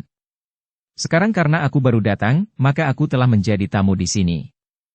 Demikianlah, setelah mereka minum beberapa teguk, Agung Sedayu pun berkata. Sebaiknya aku meneruskan perjalanan. Kakang tidak bermalam di sini, berkata Gelagah Putih. Biarlah lain kali. Seperti yang aku katakan, bahwa aku sekarang telah dikendalikan oleh jabatanku di Tanah Perdikan. Kecuali itu, maka aku harus berhati-hati untuk melibatkan diri dalam permainan ini, meskipun sebenarnya aku ingin, jawab Agung Sedayu. Sabung Sari tertawa pendek. Katanya, bukankah aku sudah mengusulkan pula agar kau memesan atau membeli topeng? Lain kali aku akan membawa topeng, jawab Agung Sedayu. Tiba-tiba saja ia teringat, bagaimana Kiai Gringsing pernah mempermainkannya. Saat itu Kiai Gringsing juga memakai sebuah topeng yang jelek untuk menutupi wajahnya. Namun Agung Sedayu pun kemudian benar-benar telah minta diri. Namun ia berkata, mudah-mudahan aku mendapat serba sedikit keterangan dari guru. Aku akan mencoba untuk tinggal barang sebentar besok jika aku kembali ke Tanah Perdikan, jika keadaan mengizinkan. Gelagah Putih, Sabung Sari, Rara Wulan dan yang lain yang ada di rumah itu tidak dapat lagi menahan Agung Sedayu, yang mempunyai alasan yang tidak terelakkan untuk meneruskan perjalanannya. Kakang menempuh perjalanan seorang diri ke Jati Anom, bertanya Gelagah Putih. Keadaan sudah menjadi semakin baik. Justru di Mataram dan sekitarnya sering terjadi keributan, jawab Agung Sedayu. Demikianlah, sejenak kemudian Agung Sedayu telah meninggalkan tempat itu, langsung menuju ke Jati Anom. Namun ia masih mengingatkan Gelagah Putih, bahwa mungkin sekali Ki Jayaraga akan menyusulnya ke Mataram. Sepeninggal Agung Sedayu, maka kelompok Gajah Liwung itu telah memutuskan menunda lebih lama lagi semua kegiatan mereka, untuk membantu memberi kesempatan kepada Ki Wirayuda bersama para petugas sandi untuk mencari jejak orang-orang yang mengaku dari kelompok Gajah Liwung. Lalu apa kerjaku selama ini? Bertanya Rara Wulan. Aku tidak dapat pulang ke rumah kakek, karena kakek tidak ada di rumah. Apakah aku harus tinggal di sini tanpa berbuat sesuatu? Tidak Rara, sahut Gelagah Putih. Jika Rara tidak berkeberatan, maka Rara dapat mengisi waktu dengan latihan-latihan. Di sini ada beberapa orang yang akan dapat memberikan pengalaman bagi Rara, karena kami semuanya mempunyai latar belakang perguruan yang berbeda, sehingga sifat dan watak dari unsur-unsur gerak yang kami kuasai juga berbeda. Rara Wulan mengangguk-angguk. Katanya, kau benar. Aku akan mempergunakan waktuku untuk melakukan latihan-latihan. Aku mohon saudara-saudaraku di sini bersedia membantu aku. Tentu, jawab Sabung Sari. Kami akan bergantian membantu Rara meningkatkan kemampuan Rara dan meningkatkan kemampuan kami masing-masing. Sebenarnya lah, setelah beristirahat sebentar, maka Rara Wulan telah minta kepada anggota Gajah Liwung itu untuk berganti-ganti melakukan latihan bersama-sama. Tidak usah sekarang Rara, cegah Gelagah Putih. Rara perlu beristirahat. Aku sudah beristirahat. Masih ada waktu sedikit sebelum senja turun, berkata Rara Wulan. Gelagah Putih menarik nafas dalam-dalam. Namun nampaknya Rara Wulan memang bersungguh-sungguh. Kau sajalah, berkata Gelagah Putih kepada Sabung Sari. Sabung Sari mengangguk-angguk. katanya. Baiklah. Tetapi apakah di Tanah Perdikan Rara Wulan melakukan latihan-latihan? Ya, jawab Gelagah Putih. Tetapi ia memang memerlukan pengalaman lebih banyak. Sabung Sari mengangguk-angguk. Tetapi kelompok Gajah Liwung itu memang menganggap Rara Wulan sebagai saudara mereka yang bungsu, sehingga rasa-rasanya ada semacam kewajiban untuk memanjakannya. Dengan demikian maka Sabung Sari pun telah mengajak Rara Wulan ke halaman belakang yang tertutup oleh dinding batu yang agak tinggi. 3 orang anggota Gajah Liwung yang lain ikut menyaksikan latihan itu, termasuk Gelagah Putih. Marilah, berkata Sabung Sari. Kita akan berlatih. Tetapi sekedarnya saja, karena kau tentu masih letih. Aku tidak letih, sahut Rara Wulan. Bukankah sudah aku katakan? Sabung Sari tersenyum. Gadis itu memang keras hati. Demikianlah, sejenak kemudian Sabung Sari dan Rara Wulan telah mulai dengan latihan yang ringan. Tetapi semakin lama Rara Wulanlah yang justru semakin cepat bergerak. Dengan tangkas Rara Wulan berloncatan menyambar-nyambar. Sabung Sari yang harus menghindari serangan-serangan Rara Wulan segera melihat bahwa di beberapa bagian dari unsur gerak gadis itu telah terjadi perkembangan. Seperti pintu yang meskipun belum berubah, tetapi telah terbuka, sehingga kemungkinan-kemungkinan yang luas telah terbentang di hadapannya. Jadi inilah hasil kepergian Rara Wulan ke Tanah Perdikan menoreh, berkata Sabung Sari di dalam hatinya. Sebenarnya Rara Wulan pun merasa sesuatu yang agak lain pada dirinya. Ia sudah pernah saling menjajaki kemampuan masing-masing dengan seluruh anggota Gajah Liwung. Namun setelah ia kembali dari Tanah Perdikan, maka rasa-rasanya ia akan mampu menyadap berbagai macam kemungkinan. Meskipun dengan demikian Rara Wulan justru merasa bahwa ilmunya masih terlalu rendah, tetapi ia melihat kemungkinan-kemungkinan yang lebih baik untuk dapat berkembang lebih cepat. Dengan demikian, maka latihan itu pun berjalan semakin cepat. Sabung Sari yang lebih banyak melayani, ternyata juga memberikan beberapa pancingan agar Rara Wulan mengambil satu sikap menghadapi keadaan yang barangkali belum dipikirkan sebelumnya. Bukan main, berkata Sabung Sari di dalam hatinya. Gadis ini benar-benar mampu memanfaatkan keadaan selama ia berada di Tanah Perdikan. Sabung Sari yang tertarik dengan perkembangan Rara Wulan itu justru semakin tertarik untuk bermain-main. Tetapi ketika langit semakin hitam, maka halaman belakang sarang kelompok Gajah Liwung itu pun menjadi semakin gelap. Sabung Sari yang justru mengagumi kesungguhan Rara Wulan, telah meloncat mengambil jarak sambil berkata, "Sudahlah Rara. Hari mulai gelap." Rara Wulan pun kemudian telah menghentikan latihannya pula. Setelah mengatur pernafasannya, maka Rara Wulan pun berdesis. "Bagaimana menurut pendapatmu?" Sabung Sari tersenyum. Dengan nada datar ia berkata, "Rara mendapat kemajuan." "Kemajuan apa?" bertanya Rara Wulan. "Kemampuan olah kanuragan Rara," jawab Sabung Sari. "Bagaimana mungkin dalam waktu sepekan ilmuku dapat meningkat?" desis Rara Wulan. "Maksudku, ilmu Rara sendiri memang masih belum meningkat. Unsur-unsur gerak yang nampak, masih juga unsur-unsur gerak yang sudah Rara miliki. Tetapi kemampuan Rara seakan-akan menjadi terbuka. Kemungkinan-kemungkinan baru mulai nampak.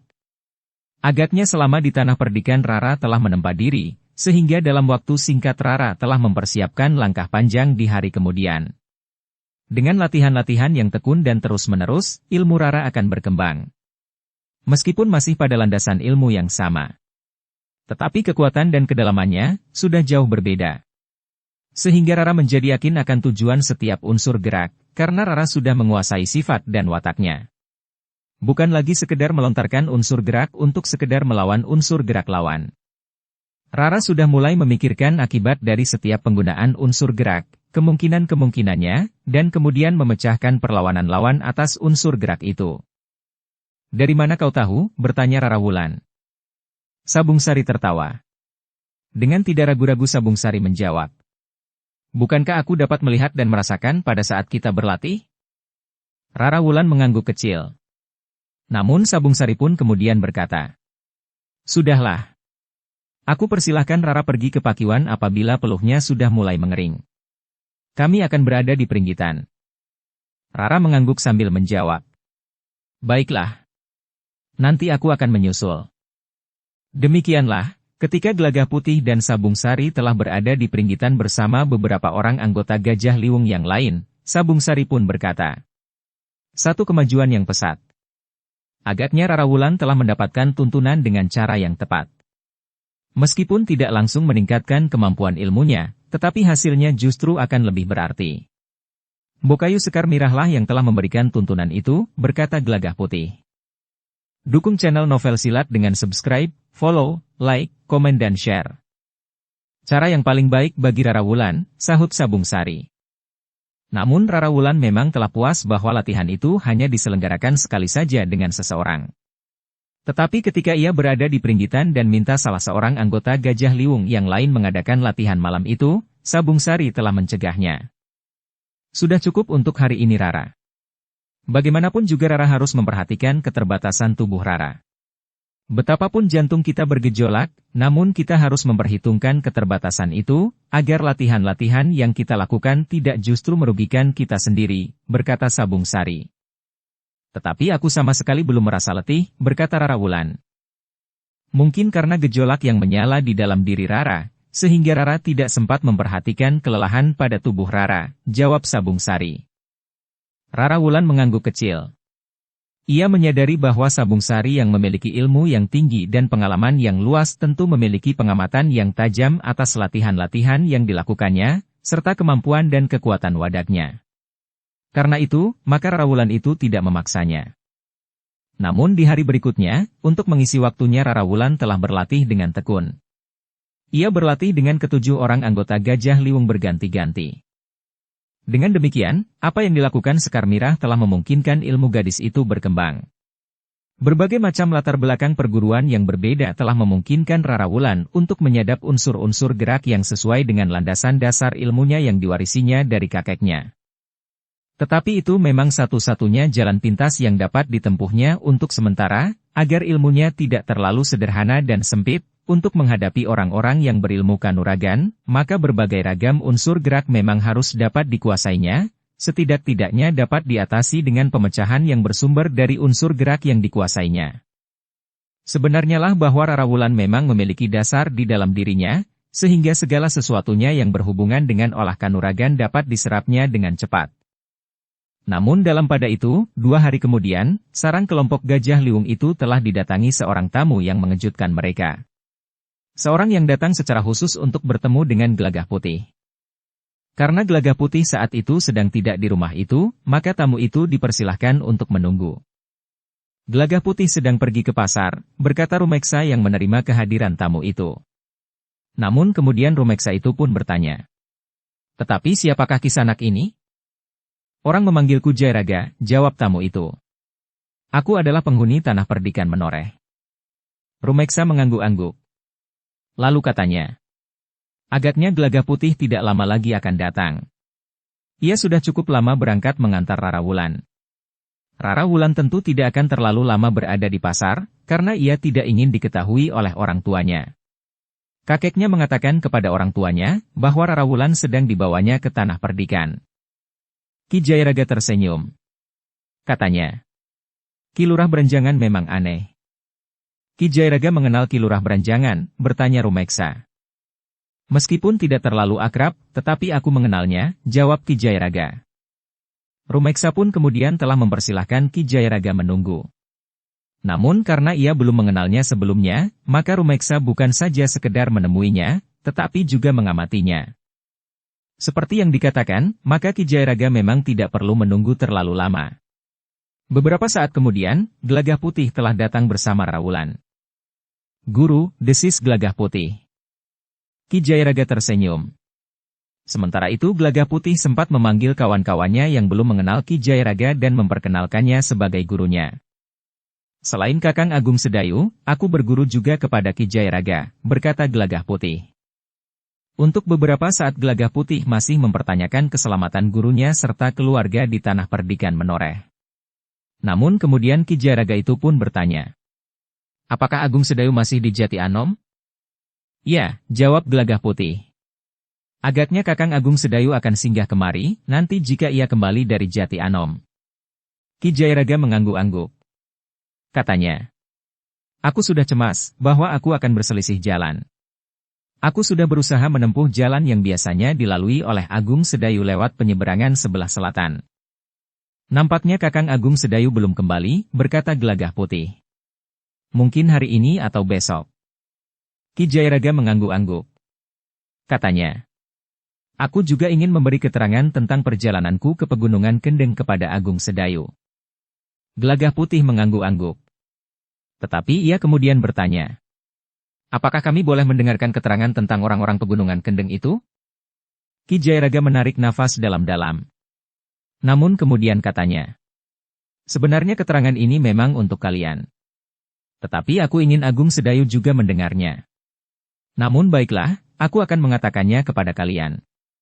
Gelagah Putih pun kemudian telah memanggil semua anggota Gajah Liwung yang jumlahnya 8 orang itu untuk berkumpul dan mendengarkan keterangan dari Ki Jayaraga, yang baru saja datang dari daerah Pegunungan Kendeng. Tidak banyak keterangan yang dapat aku bawa, berkata Ki Jayaraga. Tetapi mungkin keterangan ini akan berarti. Anggota kelompok Gajah Liwung yang 8 orang itu mendengarkan dengan penuh minat. Aku telah bertemu dengan pimpinan Padepokan Cundamanik. Aku memang pernah menanyakan kenapa padepokannya itu disebutnya dengan nama Cundamanik. Ki Jayaraga berhenti sejenak, lalu. Namun ternyata tidak seorang pun dari Padepokan Cundamanik yang keluar. Para cantrik dari padepokan itu tetap berada di tempat. 2 orang putut yang telah memiliki ilmu yang cukup memang telah meninggalkan padepokan itu atas izin pimpinan padepokan. Tetapi pimpinan Padepokan Cundamanik itu yakin bahwa kedua orang pututnya tentu tidak terlibat. Para anggota dari kelompok Gajah Liwung itu mengangguk-angguk. Sementara itu Ki Jayaraga berkata selanjutnya. Aku pun telah mengunjungi padepokan yang lain, yang juga berada di lereng Pegunungan Kendeng, atas petunjuk pimpinan Padepokan Cundamanik. Bahkan kehadiranku di padepokan yang disebut Padepokan Sedesa, yang didirikan oleh 10 orang bersaudara, telah diantar oleh 2 orang cantrik dari Padepokan Cundamanik, yang bersahabat dengan Padepokan Sedesa itu. Tetapi para pemimpin di padepokan itu pun menyatakan bahwa tidak seorang pun dari antara para cantrik yang meninggalkan padepokannya. Mereka tidak mungkin dapat melakukan hal itu, berkata pimpinan Padepokan Sedesa itu. Gelagah Putih mengangguk-angguk.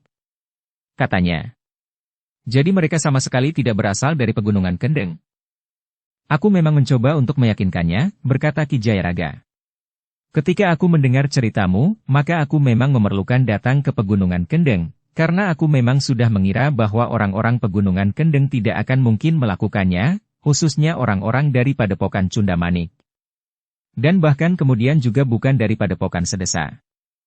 Apakah itu berarti bahwa mereka sama sekali bukan kelompok orang dari Gunung Kendeng, bertanya Sabung Sari. Pimpinan Padepokan Cundamanik dan pimpinan Padepokan Sedesa berjanji untuk ikut menyelidiki mereka. Namun keduanya juga mengatakan bahwa nampaknya di Pegunungan Kendeng juga telah berhimpun beberapa orang yang mempunyai niat dan tujuan yang kurang diketahui. Mereka tidak berhimpun dalam satu perguruan atau padepokan yang tersusun dengan tertib, tetapi mereka sekedar berkumpul di satu tempat yang lebih mirip dengan sarang sekelompok orang-orang yang tidak dikenal, berkata Ki Jayaraga kemudian. Apakah mungkin orang-orang itu berasal dari orang-orang yang berhimpun di Pegunungan Kendeng itu, desis Naratama? Satu kemungkinan. Karena itu, maka aku masih akan pergi lagi ke Pegunungan Kendeng, berkata Ki Jayaraga. Jadi guru akan pergi lagi, bertanya Gelagah Putih. Ya, jawab Ki Jayaraga. Aku akan menunggu Agung Sedayu di sini 1-2 hari. Jika ia tidak datang, maka aku akan berangkat ke Gunung Kendeng. Gelagah Putih mengangguk-angguk. Sementara itu Sabung Sari berkata. Terima kasih atas usaha Ki Jayaraga. Sebenarnya Ki Jayaraga tidak perlu terlalu dibebani oleh persoalan kami. Tidak, jawab Ki Jayaraga. Rasa-rasanya memang menyenangkan untuk bertualang, meskipun umurku sudah menjadi semakin tua. Tetapi sebaiknya Ki Jayaraga memang beristirahat dahulu di sini, berkata Mandira. Ki Agung Sedayu tentu akan singgah meskipun hanya sebentar. Ki Jayaraga mengangguk-angguk. Katanya. Terima kasih. Aku akan menunggu di sini. Tetapi tidak terlalu lama. Seperti aku katakan, jika dalam 2 hari Agung Sedayu tidak datang, maka aku akan melanjutkan perjalanan ke Gunung Kendeng. Sementara itu, Agung Sedayu berada di Padepokan Jati Anom karena gurunya yang keadaannya menjadi semakin lemah. Kiai Gringsing memang sudah menjadi sangat tua. Meskipun ia masih mampu mengingat peristiwa-peristiwa yang jauh lampau, serta penalarannya masih terang, namun wadatnya memang sudah menjadi semakin rapuh. Hal itu disadari sepenuhnya oleh Kiai Gringsing. Karena itu maka kepada Agung Sedayu ia pun berdesis. Waktuku sudah tidak akan panjang lagi. Tetapi kau tidak usah terlalu memikirkan aku. Aku bukan orang yang lebih baik dari orang lain, sehingga apa yang terjadi pada setiap orang, tentu akan terjadi pula atasku. Karena itu, seperti yang aku katakan kepada Swandaru yang datang beberapa hari yang lalu, aku bukan apa-apa. Jika pada suatu saat aku pergi, itu pun bukan apa-apa, karena seperti itu adalah hal yang sangat wajar. Agung Sedayu mengangguk kecil. Katanya, "Ya Guru, tetapi setiap hamba dari Yang Maha Agung dapat berdoa dan memohon kemurahannya." "Ya, Agung Sedayu. Aku juga selalu berdoa dan memohon. Tetapi segala sesuatunya terserah kepada Yang Maha Agung. Namun dengan penuh kepercayaan akan kasih-Nya yang besar, maka aku pun telah bersandar kepadanya," jawab Kiai Gringsing. "Itulah sebabnya maka aku katakan, bahwa apa yang dapat terjadi padaku adalah wajar sekali, termasuk kematian. Tetapi bagaimanapun juga Guru adalah ahli dalam ilmu obat-obatan," berkata Agung Sedayu. Kiai Gringsing tersenyum. Dengan nada rendah ia berkata, "Seberapa tinggi tingkat ilmuku dalam hal obat-obatan, dibandingkan dengan kuasanya? Rasa-rasanya tidak lebih dari sebutir debu di luasnya pasir pantai lautan." Agung Sedayu menarik nafas dalam-dalam. Sementara Kiai Gringsing berdesis. Bahkan sama sekali tidak dapat diperbandingkan. Agung Sedayu hanya dapat mengangguk-angguk saja. "Dari Gunung Kendeng," bertanya Sabung Sari. "Karena itu Agung Sedayu, kau jangan melihat keadaanku ini berlebih-lebihan. Aku tidak akan menahanmu untuk tinggal di sini terlalu lama. Agaknya kau sekarang sudah menjadi seorang prajurit. Bahkan langsung memimpin sebuah kesatuan pasukan khusus Mataram di Tanah Perdikan. Karena itu, kau tidak dapat meninggalkan tugasmu terlalu lama," berkata Kiai Gringsing kemudian. "Bukankah di sini ada para cantrik yang dapat menemaniku? Juga Ki Widura yang semakin tua, justru menjadi semakin pantas untuk memimpin padepokan kecil ini." "Ya Guru," jawab Agung Sedayu yang masih saja mengangguk-angguk. "Nah, jika demikian, kau dapat kembali ke Tanah Perdikan jika saatnya sudah kau anggap tiba. Jangan terlalu banyak memikirkan aku. Aku tidak apa-apa. Tidak lebih sengsara dari kebanyakan orang sehingga kau harus meninggalkan dengan perasaan kasihan," berkata gurunya kemudian. Agung Sedayu masih juga mengangguk-angguk. Katanya kemudian, "Aku besok akan mohon diri, Guru. Pulanglah.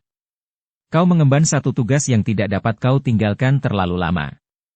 Bukankah kau masih akan singgah di Mataram untuk melihat keadaan Gelagah Putih?" bertanya Kiai Gringsing.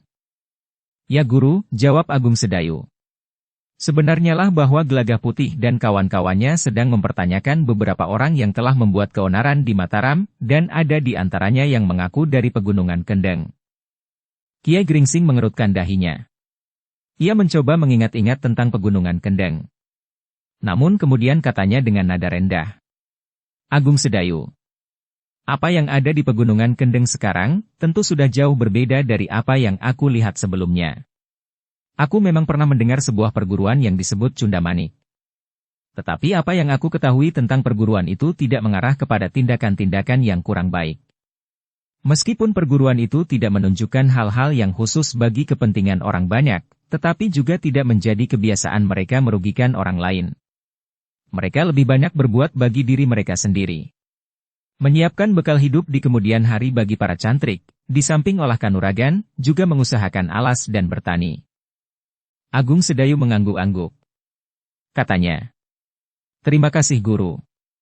Sebaiknya Guru sekarang beristirahat. Aku akan menemui Paman Widura." Kiai Gringsing mengangguk-angguk. Katanya, "Baiklah. Tetapi sekali lagi aku peringatkan, kau tidak perlu memikirkan aku berlebihan. Aku tidak apa-apa. Apa yang terjadi atasku adalah hal yang wajar saja. Sebaiknya kau besok memang segera kembali ke Tanah Perdikan Menoreh. Tetapi ada baiknya juga kau singgah di Sangkal Putung. Bukankah sejak kalian pulang dari Madiun, kalian belum bertemu lagi? Kau akan dapat melihat anak Swandaru itu." Agung Sedayu mengangguk-angguk. Katanya, "Ya Guru. Besok aku akan singgah di rumah Adi Swandaru." Tetapi Agung Sedayu, baiklah aku berterus terang kepadamu bahwa Swandaru masih tetap mempunyai penilaian yang keliru atas ilmumu. Jangan terlalu menyalahkan Swandaru. Dan jangan terlalu menyalahkan dirimu sendiri, karena pada dasarnya kau mempunyai sifat yang agak tertutup. Tetapi sebaiknya perlahan-lahan kau berusaha untuk membuka diri, menunjukkan kemampuanmu yang sebenarnya, sehingga pada suatu saat Swandaru tidak terkejut. Swandaru sendiri memang sudah meningkat ilmunya. Ia sudah menguasai satu tataran lebih tinggi, dan bahkan ia mulai tertarik kepada tenaga dasar yang dapat menjadi tenaga cadangan di dalam dirinya. Ia sudah berusaha untuk menggali tenaga dasar itu. Meskipun agak terlambat, tetapi itu lebih baik. Tetapi ia melihat kemampuanmu jauh di bawah kemampuanmu yang sebenarnya. Dalam hal ini aku juga bersalah. Selama ini aku juga selalu ikut-ikutan menjaga perasaannya, namun sekaligus mengetahuinya. Namun ternyata waktuku untuk menjelaskan kemudian tidak cukup, sehingga akhirnya aku hanya dapat menyerahkan kepada kebijaksanaanmu saja. Agung Sedayu mengangguk-angguk. Namun ia sadar, bahwa hal itu adalah hal yang sangat rumit. Meskipun demikian, ia tidak dapat ingkar. Ia memang harus menjelaskan kepada Swandaru tentang perbandingan ilmunya, meskipun masih harus dicari cara yang paling baik dan tidak menyinggung perasaan. Memang untuk itu ia harus bijaksana. Demikianlah, Agung Sedayu pun kemudian telah meninggalkan gurunya untuk menemui pamannya di pendapa bangunan induk padepokan kecil di Jati Anom itu. Kepada pamannya Agung Sedayu telah mengatakan bahwa di keesokan harinya Agung Sedayu akan kembali ke Tanah Perdikan. Begitu tergesa-gesa? Apakah kau akan meninggalkan gurumu begitu cepat? Bertanya Ki Widura. Guru sendiri nampaknya dengan tabah menghadapi keadaannya. Dengan penuh kesadaran guru menerima kenyataan tentang wadaknya yang semakin rapuh. Justru karena itu, guru menjadi tenang, sehingga aku pun merasa tenang pula untuk meninggalkannya. Namun barangkali pamanlah yang akan menjadi lebih sibuk di hari-hari mendatang, berkata Agung Sedayu. Ki Widura yang juga menjadi semakin tua itu tersenyum. Katanya, kesibukan akan dapat memberikan isi bagi hari-hari tuaku, sehingga aku tidak merasa bahwa sisa umurku itu hanya tersia-sia saja. Agung Sedayu mengangguk-angguk. Katanya, tetapi jika perlu paman dapat memanggil Adi Swandaru dan memerintahkan 1-2 orang cantrik untuk menyusulku ke Tanah Perdikan. Ki Widura mengangguk-angguk. Katanya, aku akan menghubungimu jika sangat diperlukan. Jarak antara tempat ini ke Tanah Perdikan bukan jarak yang pendek. Apalagi kau sudah tidak bebas lagi seperti dulu untuk meninggalkan Tanah Perdikan menoreh. Agung Sedayu mengangguk-angguk. Tetapi katanya, bagaimanapun juga, jika guru memanggil, aku akan tetap berusaha untuk datang. Ki Widura menarik nafas dalam-dalam. Ia sadar bahwa hubungan antara guru dan muridnya itu tidak ubahnya dengan hubungan antara anak dan orang tuanya sendiri. Memang mungkin ada 1-2 orang guru yang tidak mampu mengikat murid-muridnya secara jiwani. Mungkin karena guru itu kurang menaruh perhatian kepada murid-muridnya. Terutama sebuah perguruan yang mempunyai banyak sekali murid dan cantrik, sehingga hubungan pribadi antara guru dan muridnya menjadi renggang. Namun dalam pada itu Ki Widura bertanya, apakah kau akan menemui kakakmu? Besok aku akan singgah sebentar. Aku akan minta diri kepada Kakang Untara. Aku juga akan singgah barang sebentar di Sangkal Putung. Ki Widura mengangguk-angguk. Katanya, kau harus mempunyai lebih banyak perhatian terhadap adik seperguruanmu itu. Agung Sedayu mengerutkan keningnya. Dengan nada rendah ia bertanya. Kenapa paman? Gurumu sering mengeluh tentang Swandaru, desis Ki Widura. Ya paman, jawab Agung Sedayu. Guru juga baru saja mengatakannya. Adi Swandaru mempunyai penilaian yang salah tentang perbandingan ilmu kami. Sebenarnya aku sendiri tidak berkeberatan seandainya Adi Swandaru salah menilai ilmuku. Mungkin tidak akan ada persoalan bagimu, berkata Ki Widura. Tetapi berbeda dengan Swandaru. Jika pada suatu saat ia menyadari akan kekurangannya, maka ia akan menjadi tersinggung karenanya. Apalagi ia sudah merasa terlanjur menilaimu berada di bawah kemampuannya. Agung Sedayu mengangguk-angguk. Katanya, guru menyerahkannya kepadaku. Sebenarnya hal itu adalah hal yang sangat rumit. Tetapi bagaimanapun juga aku harus mengusahakannya. Tetapi tentu saja tidak terlalu tergesa-gesa. Kau dapat mencari waktu yang paling tepat untuk melakukannya.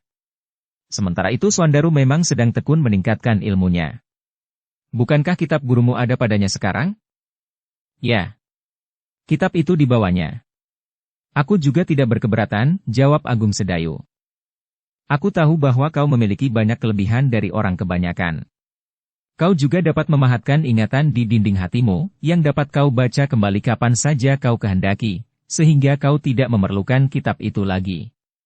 Sekali kau baca, maka kitab itu sudah ada di dalam dadamu, berkata Ki Widura. Aku hanya dapat mengucap terima kasih atas kurnia yang maha agung itu Paman, desis Agung Sedayu. Ki Widura mengangguk-angguk. Namun sebenarnya lah Ki Widura merasa sangat kagum terhadap kemenakannya itu. Bukan saja karena ilmunya yang sangat tinggi, tetapi juga penggunaan ilmunya itu untuk mengabdi kepada sesama. Demikianlah, malam itu Agung Sedayu masih bermalam di padepokan kecilnya. Pagi-pagi sekali Agung Sedayu sudah mempersiapkan diri. Ia masih harus singgah di rumah kakaknya, singgah di Sangkal Putung, dan kemudian singgah di Mataram. Meskipun hanya sekedarnya, tetapi ia akan dapat menyampaikan kesan Kiai Gringsing atas Pegunungan Kendeng dengan sebuah padepokan yang disebut Cundamanik. Ketika Agung Sedayu menemui gurunya, maka Kiai Gringsing sudah berbenah diri dan duduk di ruang dalam. Meskipun tubuhnya nampak terlalu lemah, namun segala sesuatunya nampak segar. Wajahnya terang dan senyumnya selalu membayangi bibirnya. Kiai Gringsing memang tidak pernah merasa bahwa ia telah dibelenggu oleh wadatnya yang menjadi semakin rapuh. Ia menerima keadaannya dengan hati yang terbuka, menengadah pada kasih yang maha agung. Karena itu, Kiai Gringsing memang tidak merasa bahwa ia sedang menderita sakit yang biasa disebut sakit tua. Dalam keadaan itu, ia pun masih saja selalu berdoa, antara lain untuk kesehatannya. Ia pun telah memohon agar jika saatnya dipanggil kembali, maka hendaknya saat-saat terakhirnya tidak membuat orang lain menjadi ikut menderita karenanya. Sekali lagi Agung Sedayu mohon diri. Dan sekali lagi Kiai Gringsing berpesan agar Agung Sedayu tidak terlalu memikirkannya. Pada kesempatan yang memungkinkan aku akan datang lagi kemari guru, berkata Agung Sedayu. Kau tidak usah terlalu memikirkan aku, berkata Kiai Gringsing. Pamanmu ada di sini, sahut Kiai Gringsing sambil memandang Ki Widura yang ikut duduk bersamanya. Ya guru, jawab Agung Sedayu. Namun katanya kemudian. Tetapi adalah kewajibanku untuk setiap kali menengok guru. Kiai Gringsing tersenyum. Namun ia pun bertanya. Apakah kau jadi singgah di rumah kakakmu? Ya guru, jawab Agung Sedayu. Di Sangkal Putung juga, bertanya gurunya pula. Ya guru. Aku juga ingin melihat anak Adi Swandaru, jawab Agung Sedayu. Bagus, desis Kiai Gringsing. Kau memang harus sering bertemu dengan adik seperguruanmu. Tetapi kau juga tidak boleh mengorbankan tugas-tugasmu di barak pasukan khusus itu. Agung Sedayu mengangguk sambil berkata. Aku mengerti guru. Nah, berangkatlah. Mumpung hari masih pagi, berkata Kiai Gringsing kemudian. Agung Sedayu pun sekali lagi minta diri kepada gurunya dan pamannya. Baru kemudian ia meninggalkan padepokan itu. Di halaman para cantriknya sempat mengucapkan selamat jalan kepada Agung Sedayu, yang sudah agak lama tidak berkunjung ke padepokan itu. Seperti yang dikatakan, Agung Sedayu telah singgah di rumah kakaknya, yang ikut berbangga bahwa Agung Sedayu telah mempunyai pegangan hidup yang menurut Untara cukup mapan. Kau harus bekerja dengan baik, pesan kakaknya. Agung Sedayu mengangguk-angguk. Ia tahu bahwa Untara adalah seorang prajurit yang berpengalaman. Karena itu, apabila diperlukan, kakaknya itu tentu akan dapat membantunya di bidang yang sangat dikuasainya itu. Sementara itu Agung Sedayu pun sempat bercerita serba sedikit tentang Sabung Sari yang berada di Mataram dengan kelompoknya yang dinamainya Gajah Liwung. Namun Agung Sedayu pun menceritakan pula kehadiran kelompok lain yang juga memakai nama yang sama, namun dengan kegiatan yang berlawanan. Sedangkan jumlah anggota kelompok itu jauh lebih banyak dari anggota kelompok yang dipimpin oleh Sabung Sari itu. Katakan kepadanya, bahwa ia harus berhati-hati, berkata Untara. Ia harus menurut segala petunjuk Ki Wirayuda, karena segala sesuatunya tentu akan menyangkut perwira pasukan Sandi itu. Agung Sedayu mengangguk-angguk. Katanya, untuk sementara Ki Wirayuda minta kegiatan kelompok kecil itu dibekukan. Sementara itu atas kehendaknya sendiri, Ki Jayaraga telah pergi ke Pegunungan Kendeng untuk mencari sedikit keterangan tentang perguruan-perguruan yang ada, karena orang-orang yang juga mengaku dari kelompok Gajah Liwung itu diduga berasal dari Pegunungan Kendeng. Untara mengangguk-angguk. Namun ia masih memberikan beberapa pesan kepada adiknya. Bukan saja mengenai tugas-tugasnya sendiri, tetapi juga tentang permainan Sabung Sari dan Gelagah Putih, serta beberapa orang yang lain yang ada di dalam kelompoknya itu. Agung Sedayu mendengarkan dengan sungguh-sungguh. Sambil mengangguk-angguk ia kemudian berkata, "Baiklah Kakang. Aku akan menyampaikannya kepada Sabung Sari, Gelagah Putih dan kawan-kawannya." Namun Agung Sedayu memang tidak terlalu lama berkunjung di rumah kakaknya. Kakak ipar dan kemenakannya hanya sempat menemuinya sesaat saja, karena Agung Sedayu pun kemudian telah minta diri untuk pergi ke Sangkal Putung. Ternyata Untara juga menangkap sikap Suandaru terhadap Agung Sedayu. Seperti pamannya maka ia pun telah berpesan, agar ia cukup bijaksana menghadapi adik seperguruannya itu. Agung Sedayu pun kemudian mengangguk-angguk sambil berkata, "Aku akan berusaha sebaik-baiknya menghadapi Adi Suandaru, agar ia pada suatu saat dapat meningkatkan dirinya tanpa tersinggung perasaannya, meskipun aku tahu bahwa hal itu merupakan hal yang sangat sulit bagiku." Tetapi seperti pesan Kiai Gringsing, Ki Widura dan sebagaimana keyakinannya sendiri, maka Untara pun berpesan, agar hal itu dilakukan dengan hati-hati dan tidak tergesa-gesa. Demikianlah, maka Agung Sedayu pun telah minta diri kepada kakaknya, kakak iparnya dan kemanakannya. Sejenak kemudian Agung Sedayu telah berada di perjalanan menuju ke Sangkal Putung. Kudanya berderap menyusuri bulak-bulak dan padukuhan. Namun perjalanannya tidak terlalu menarik perhatian orang, karena jalan Jati Anom ke Sangkal Putung itu pun menjadi semakin ramai. Tidak hanya satu dua orang yang menempuh perjalanan dengan berkuda. Ketika Agung Sedayu kemudian mendekati daerah Sangkal Putung, maka ia pun melihat bahwa kademangan-kademangan di sekitar Sangkal Putung pun telah menjadi semakin maju. Nampaknya pengaruh kemajuan di kademangan Sangkal Putung telah meluas, terutama di bidang penggunaan air bagi tanah persawahan. Parit-parit pun seakan-akan menjadi semakin banyak menusuk ke kotak-kotak sawah yang terbentang luas. Namun Agung Sedayu masih saja melihat hijaunya hutan-hutan yang dilihatnya sejak ia kecil. Bahkan Agung Sedayu sengaja telah melihat jalan di pinggir hutan, meskipun ia harus lewat di bawah sebatang pohon randu alas yang besar. Agung Sedayu masih teringat, bahwa semasa kanak-kanaknya ia menjadi sangat ketakutan jika ia mendengar seseorang menyebut genderuwo bermata satu. Agung Sedayu itu pun tersenyum sendiri. Ia sadar, betapa penakutnya ia di masa kanak-kanaknya. Namun segala sesuatunya telah berubah. Kiai Gringsing telah berhasil merubahnya menjadi seorang anak muda yang lebih berarti. Bukan saja bagi dirinya sendiri, tetapi juga bagi orang-orang lain. Dalam pada itu, beberapa saat kemudian Agung Sedayu benar-benar telah memasuki kademangan Sangkal Putung. Kademangan yang termasuk besar dan subur. Di bawah pimpinan Suandaru atas nama ayahnya Ki Demang Sangkal Putung, maka kademangan itu menjadi semakin maju. Pertanian nampak berkembang terus. Sementara itu, apa yang sudah dimiliki oleh Sangkal Putung telah mendapat perhatian dan terpelihara dengan baik. Parit-parit dan jalan-jalan, serta segi-segi lain yang sangat berarti bagi kesejahteraan Sangkal Putung. Sementara itu, anak-anak muda Sangkal Putung pun memiliki jiwa pengabdian yang tinggi. Para pengawalnya memiliki kemampuan yang tidak kalah dari kemampuan para prajurit. Apalagi Sangkal Putung yang telah beberapa kali melibatkan diri ke dalam kegiatan perang, baik di Sangkal Putung sendiri maupun di luarnya. Kedatangan Agung Sedayu di Sangkal Putung telah disambut dengan gembira oleh Suandaru, istrinya dan Ki Demang Sangkal Putung, yang nampaknya juga sudah menjadi semakin tua, sebagaimana Ki Gede menoreh. Sesaat kemudian, maka Agung Sedayu pun telah duduk di pendapa kademangan Sangkal Putung bersama Ki Demang Sangkal Putung, Suandaru dan Pandan Wangi. Dengan nada gembira mereka telah berbicara tentang keselamatan masing-masing serta keluarganya. Pandan Wangi yang telah melahirkan anaknya itu sambil bergurau bertanya, "Kapan Sekar Mirah menyusul?" Agung Sedayu menarik nafas dalam-dalam. Namun kemudian sambil tersenyum ia berkata, "Pada suatu saat nanti." Suandaru pun tertawa. Tetapi ia pun berkata, "Jangan menunggu sampai tua Kakang. Kasihan anakmu nanti. Justru pada saat anakmu sangat memerlukan kau, maka kau sudah menjadi pikun." "Ah, tentu tidak," sahut Ki Demang. Agung Sedayu pun tertawa. katanya. Segala sesuatunya kami serahkan kepada Yang Maha Agung.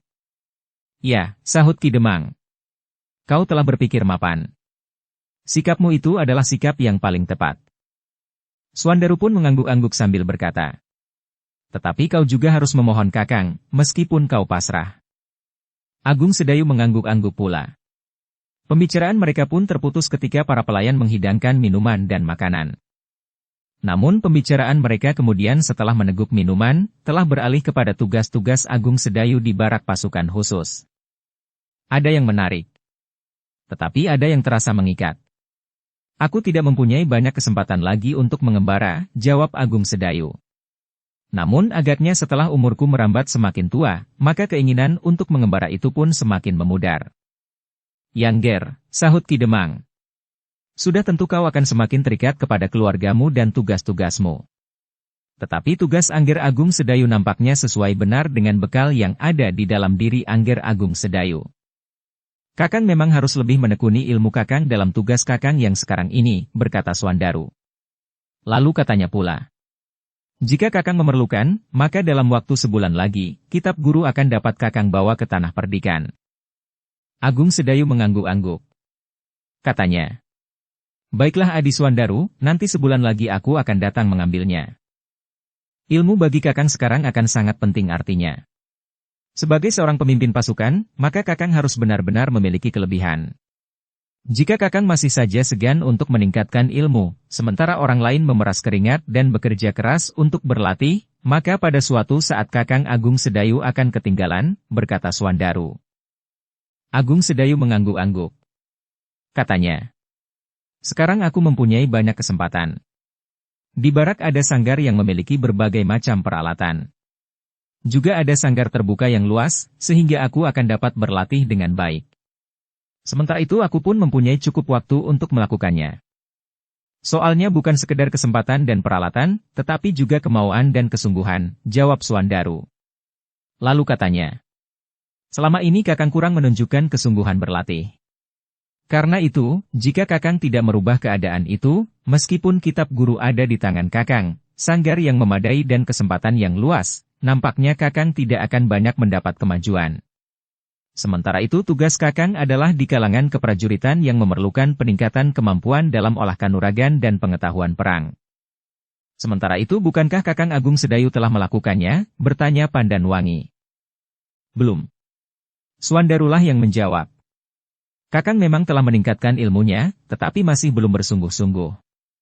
Sebenarnya Kakang dapat berbuat lebih banyak bagi pengembangan ilmunya, sehingga Kakang tidak terasa ketinggalan dalam tataran murid dari perguruan orang bercambuk. Agung Sedayu menarik nafas dalam-dalam. Sementara Pandan Wangi pun berkata, siapa tahu bahwa Kakang Agung Sedayu sekarang telah memiliki tataran ilmu yang sangat tinggi. Mudah-mudahan, desis Swandaru. Tetapi selama ini kitab guru masih ada padaku. Kesempatan masih terbuka, berkata Ki Demang. Bukankah Angger Agung Sedayu masih terhitung muda? Dalam usianya yang masih muda itu, Angger Agung Sedayu tentu masih akan mampu meningkatkan ilmunya sehingga pada suatu saat akan sampai pada satu tataran yang mengagumkan. Agung Sedayu memang menjadi segan untuk meneruskan pembicaraan itu. Karena itu maka katanya. Mudah-mudahan Ki Demang. Namun selama ini aku telah mempergunakan segala kesempatan, waktu yang ada, peralatan, dan menurut perasaanku, aku pun telah melakukannya dengan sungguh-sungguh di samping tugas-tugasku. Bagus, berkata Ki Demang. Namun kemudian ia pun bertanya. Tetapi bagaimanakah dengan keadaan Kiai Gringsing pada saat-saat terakhir? Bersambung ke bab 379. Dukung kami dengan subscribe, follow, like, komen dan share. Terima kasih.